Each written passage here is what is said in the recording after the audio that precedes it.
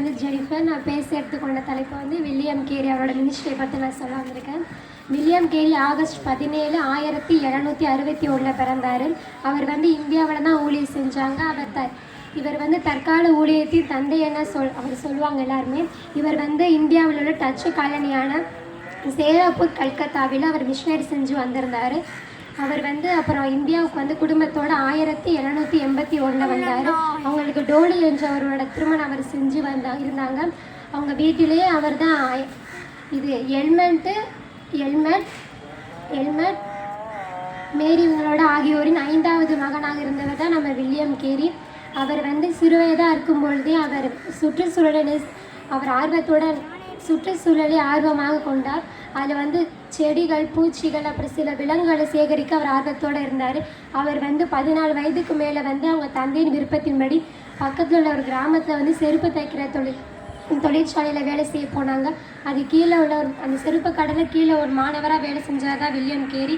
அவர் அதில் இருந்து ஜோன்வார் என்பவரோட அந்த சாட்சியை கேட்டு அவரும் ஆலயத்துக்கு போகணும், நம்ம ஏசப்பாக்கு சாட்சியாக இருக்கணும் அப்படின்னு சொல்லியிருந்தாங்க.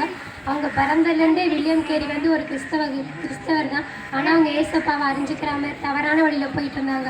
ஆனால் ஜோன்வார் என்பவருடைய சாட்சி கேட்டதுமே அவங்க வந்து ஏசப்பாக்கு தன் வாழ்க்கையை முழுமையாக ஒப்படைச்சாங்க.